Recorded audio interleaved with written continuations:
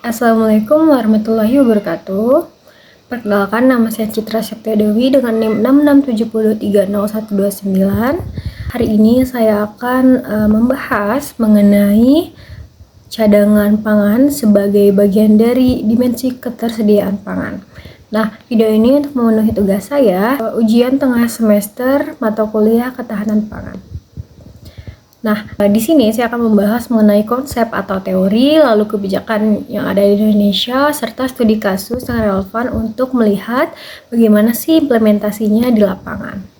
Nah, kenapa sih saya ingin membahas topik ini? Karena menurut saya sendiri, topik ini menjadi sangat penting karena cadangan pangan merupakan salah satu instrumen utama negara dalam menjaga stabilitas pangan, terutama dalam menghadapi krisis, ketidakpastian produksi, serta gangguan distribusi. Untuk pertama, dalam pembahasannya kita akan membahas mengenai konsep dan teori cadangan pangan. Nah, secara konseptual, cadangan pangan terdiri dari beberapa dimensi utama.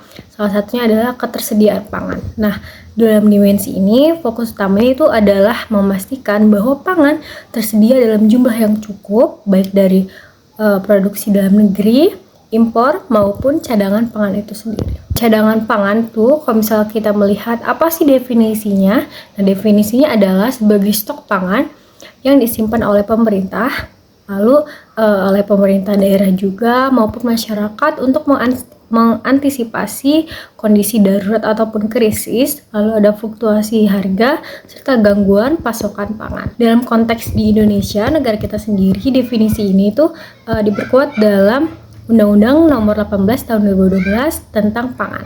Kalau kita membaca isinya, bahwa cadangan pangan itu terdiri dari 3, yaitu cadangan pangan pemerintah daerah, dan cadangan pangan masyarakat. Kalau misalkan secara teoritis bagaimana sih? Nah, cadangan pangan berkaitan erat juga nih dengan konsep food security atau ketahanan pangan yang menurut WHO mencakup kondisi ketika semua orang memiliki akses terhadap pangan yang cukup, aman, dan bergizi setiap saat loh ini. Lalu ada cadangan pangan berfungsi sebagai buffer stock, yaitu mekanisme penyangga untuk mengantisipasi gagal panen, menghadapi bencana alam, menjaga stabilitas harga, lalu juga menjamin distribusi pangan di wilayah yang mengalami kekurangan. Dengan kata lain, tanpa adanya cadangan pangan yang memadai, suatu negara atau wilayah akan sangat rentan terhadap krisis pangan, terutama dalam kondisi ketidakpastian global saat ini, seperti perubahan iklim dan gangguan rantai pasokan. Selanjutnya kita akan membahas mengenai kebijakan pangan ataupun cadangan pangan di Indonesia. Nah, kalau misalkan kita melihat dari implementasinya, pengelolaan cadangan pangan di Indonesia itu melibatkan berbagai aktor nih. Namun, peran utama dijalankan oleh Perum Bulog. Bulog memiliki beberapa fungsi yang sangat krusial ataupun strategis, antara lainnya adalah pertama, menyerap hasil produksi petani khususnya beras, lalu mengelola cadangan beras pemerintah, terus melakukan operasi pasar juga, dan terakhir menyalurkan bantuan pangan kepada masyarakat.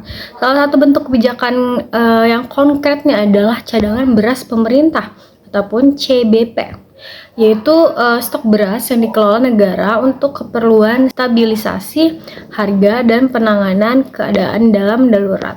Nah, selain itu pemerintah juga menjalankan berbagai program nih, seperti bantuan pangan non tunai, operasi pasar murah, lalu juga distribusi bantuan saat bencana. Tapi kalau kita analisis lebih dalam nih, kita lihat lebih rinci lagi kebijakan cadangan pangan Indonesia ini ternyata masih menghadapi sejumlah tantangan yang struktural nih.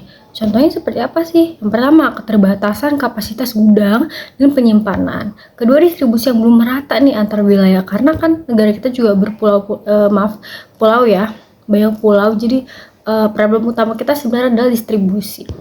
Lalu koordinasi yang belum optimal antara pemerintah pusat dan juga daerah. Selain itu, dalam beberapa kondisi ternyata Indonesia masih harus mengandalkan impor untuk menjaga stabilitas cadangan pangan, yang menunjukkan bahwa ketersediaan pangan masih belum sepenuhnya berbasis pada kekuatan produksi domestik ataupun dalam negeri. Jadi lebih banyak impor. Lalu kita akan membahas mengenai studi kasusnya nih, realitanya yang ada di Indonesia. Untuk memahami implementasi cadangan pangan, kita bisa melihat beberapa kasus nyata di Indonesia. Yang pertama, pandemi COVID-19. Pada masa pandemi COVID-19, ternyata gangguan besar dalam sistem pangan, antara lain itu ada distribusi pangan yang terhambat, aktivitas ekonomi menurun, dan juga daya beli masyarakat yang melemah. Karena kan banyak orang yang kehilangan pekerjaan, terus distribusinya juga terhambat karena ada social distancing, ya kan. Jadi situ juga ekonominya menurun ternyata. Nah, kalau misalkan di situasi ini, pemerintah memanfaatkan cadangan pangan untuk pertama menyalurkan bantuan sosial ataupun bansos berupa beras, lalu menjaga stabilitas harga di pasar, serta memastikan masyarakat tetap memiliki akses terhadap pangan. Nah, hal ini juga menunjukkan bahwa cadangan pangan itu berfungsi sebagai instrumen paling penting dalam kondisi yang krisis. Kedua, fenomena El Nino. Nah, kasus lain seperti fenomena El Nino ini menyebabkan kekeringan di berbagai wilayah Indonesia. Saat ini juga kita sedang mengalami El Nino loh teman-teman. Dampaknya seperti apa sih? Dampaknya adalah penurunan dalam produksi pertanian karena cuacanya semakin kemarau ataupun panas ya.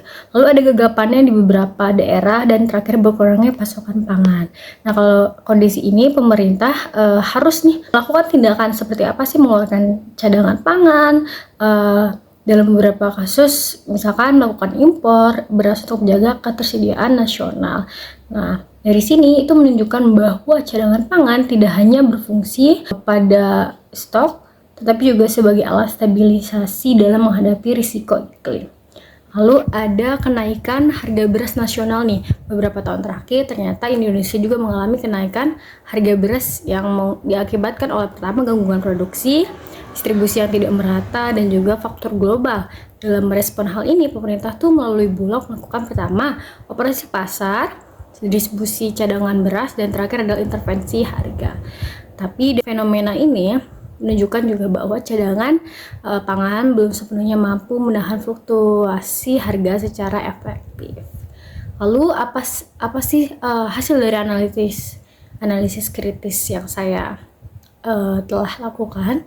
Kalau misalnya kita analisis secara lebih mendalam, kita dapat nih beberapa hal penting terkait cadangan pangan di Indonesia. Pertama, pengelolaan cadangan pangan masih cenderung reaktif. Jadi bukan yang jangka panjang ataupun disiapkan dari jauh-jauh hari nih, melihat bagaimana nanti di masa depan, tapi hanya bersifat reaktif. Jadi baru digunakan ketika misalkan terjadi krisis, bukan sebagai bagian dari strategi yang tadi jangka panjang. Yang kedua, masih tergantung ataupun masih terdapat ketergantungan terhadap impor nih.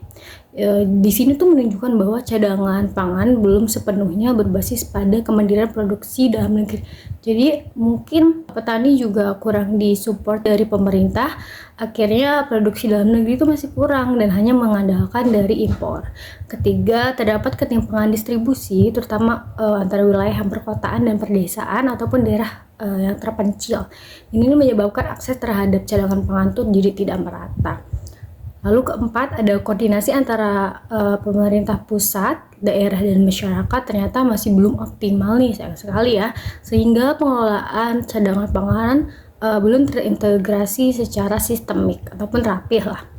Padahal dalam perspektif ketahanan pangan modern ya, cadangan pangan itu seharusnya pertama dikelola secara berkelanjutan atau sustainable, terus berbasis data dan proyeksi, jadi tidak manual tapi kita melihatnya secara data nih. Lalu yang terakhir adalah terintegrasi dengan sistem produksi dan distribusi pangan. Dengan demikian, cadangan pangan tidak hanya menjadi solusi yang berjangka pendek tapi juga bagian dari strategi pembangunan pangan nasional. Sebagai kesimpulannya adalah cadangan pangan merupakan elemen penting dalam dimensi ketersediaan pangan yang berfungsi untuk menjaga stabilitas pasokan, yang mengantisipasi krisis, serta melindungi masyarakat dari kerawanan pangan. Terima kasih.